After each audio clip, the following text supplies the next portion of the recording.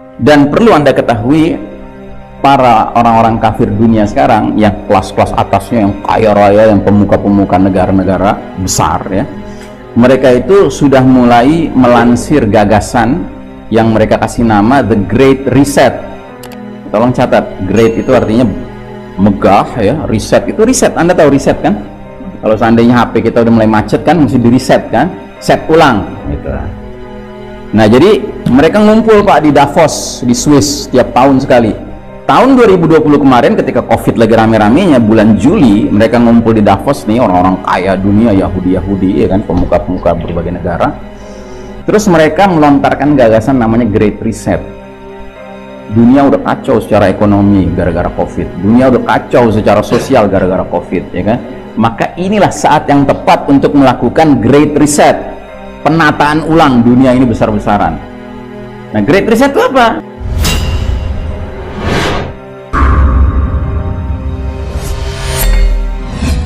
Dan perlu Anda ketahui, para orang-orang kafir dunia sekarang yang kelas-kelas atasnya, yang kaya raya, yang pemuka-pemuka negara-negara besar ya, mereka itu sudah mulai melansir gagasan yang mereka kasih nama The Great Reset. Tolong catat, great itu artinya megah ya, reset itu reset. Anda tahu reset kan? Kalau seandainya HP kita udah mulai macet kan, mesti di reset kan, set ulang gitu. Nah jadi mereka ngumpul Pak di Davos di Swiss tiap tahun sekali. Tahun 2020 kemarin ketika Covid lagi rame-ramenya, bulan Juli mereka ngumpul di Davos nih, orang-orang kaya dunia, Yahudi ya kan, pemuka-pemuka berbagai negara. Terus mereka melontarkan gagasan namanya Great Reset. Dunia udah kacau secara ekonomi gara-gara Covid, dunia udah kacau secara sosial gara-gara Covid ya kan. Maka inilah saat yang tepat untuk melakukan Great Reset, penataan ulang dunia ini besar-besaran. Nah, Great Reset itu apa? Ya intinya ini, New World Order, One Totalitarian Global Government, pemerintahan global dunia yang totaliter. Tahu totaliter artinya apa? Totaliter itu artinya otoriter ya kan. Jadi nanti nggak ada nih batas-batas negara, udah nggak ada, semua dunia itu jadi satu, pemerintahnya satu Pak, dan semua penduduk dunia harus taat sama titah perintah dari pemerintahan tunggal itu. Nah ini latihannya nih, ini latihannya nih, 3M ini latihannya. Kalau 3M pada tunduk ya kan, nah nanti bikin apa aturan-aturan berikutnya gampang gitu. Ya makanya jangan main-main dengan ini nih ya kan. Kalau saya mah niatnya cuma dua, make ini supaya kalau ada orang yang parno, kita tetap bisa ngobrol ya kan. Kan orang parno kan kalau lihat kita nggak pakai ini kan udah jauh-jauh kan gitu, ya udah kita pakai aja demi bisa ngobrol, karena tugas dai itu adalah ngobrol, ngajak orang ke jalan Allah. Itu satu alasannya. Alasan kedua, kalau melihat tanda-tanda ada orang-orang yang nantinya narikin 250.000. Nah jadi saudaraku rahimakumullah, The Great Reset ini disebarluaskan sekarang Pak. Gagasan ini dahsyat sekali. Anda buka deh internet. Salah satu slogannya The Great Reset ini adalah You will own nothing and you will live happily. And you will live happy and you will be happy. Ya kan? Anda tidak akan memiliki apa-apa, tapi Anda akan hidup senang. Wih, keren. Ya. Berarti paham apa ini? Paham komunis. Semua milik negara. Semua dijamin sama negara. Dengan bayarannya apa? Ketaatan penuh kepada negara. Gitu. Ya kan?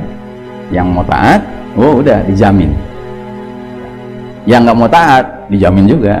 Tapi dijamin nerakanya. Gitu. Ini namanya sistem Dajjal. Kan sistem Dajjal berarti sebuah sistem yang karakternya kayak Dajjal. Nah sedangkan Nabi jelaskan Dajjal itu karakternya gimana? Dajjal itu karakternya kalau nanti sudah keluar, dia masuk ke semua negeri, semua kampung kecuali Mekah dan Madinah, karena dua kota suci ini dijaga barisan malaikat yang siap menghunuskan pedang mereka menebas lehernya Dajjal kalau mendekat. Nah jadi Dajjal masuk ke satu kampung, dia umumkan ana rabbukum, aku Rabb kalian, mirip seperti ucapan siapa? Fir'aun ya. Nah penghuni kampung itu jika terdiri dari kaum kafir dan kaum munafik, muslim munafik ya kan, mereka akan segera mengkonfirmasi anta rabbuna, engkau Rabb kami, tolonglah kami sudah lapar, kami sudah haus, ya. Maka Dajjal kasih surga dengan cara dia perintahkan, hai langit turunkan hujan, turun hujan dengan izin Allah. Hai bumi keluarkan tumbuh-tumbuhanmu, keluar tumbuh-tumbuhannya dengan izin Allah. Hewan ternak dari kaum munafik dan kaum kafir ini gemuk-gemuk, susunya banyak, dikasih surga sama Dajjal. Tapi begitu Dajjal masuk ke satu kampung yang lain, dia umumkan lagi, ana rabbukum. Kampung itu kumpulan orang-orang istiqamah, mukmin istiqamah. Mereka ngerti, mereka langsung jawab, Rabbunallah, anta al-masihud Dajjal. Rabb kami Allah, kamu ini al-masihud Dajjal. Dajjal marah. Dajjal perintahkan langit jangan turunkan hujan, enggak turun hujan dengan izin Allah. Padahal sudah lama nggak turun hujan. Hai bumi jangan keluarkan tumbuh-tumbuhan, nggak keluar tumbuh-tumbuhannya, padahal sudah lama nggak keluar. Akibatnya hewan ternak kaum mukmin ini mati bergelimpangan, dikasih neraka sama Dajjal. Nah ini sistem Dajjal, sebuah sistem yang menjamin siapa yang mau taat sama protokolnya, sama aturan mainnya, sama hukumnya, ya kan, akan dikasih surga. Siapa yang menentang aturan mainnya, ya, maka dia akan dikasih minimal, dikasih cap jelek. Cap jeleknya namanya apa? Radikalis, teroris, ekstremis, ya, fundamentalis dan sejenisnya. Masih balelo juga, masih membangkang juga, sudah dilikuidasi. Sistem, tapi sistemnya karakter Dajjal. Nah karenanya umat Islam didorong untuk turut mendukung sistem ini. Dan kita sedih lihat banyak sekali umat Islam sekarang tunduk aja, ikut aja terus gitu, ya. Apa kata dia, ikutin terus, ya. Nggak ada lagi apa namanya jiwa kritis, jiwa apa namanya mikir gitu. Ini mau kemana sih kita nih? Nggak ada Pak. Karena apa ya? Karena memang kebanyakan sudah jadi buih yang mengapung di atas air. Ya, Allah sudah cabut rasa takut musuh kepada umat ini. Bahkan Allah tanamkan penyakit wahan, hubbud dunya wa karahiyatil maut. Wah gawat nih, nanti kita bisa mati nih gitu. Wah ya. Memang mati kenapa? Mati kan niscaya, pasti mati. Tinggal masalahnya bagaimana mati yang husnul khatimah.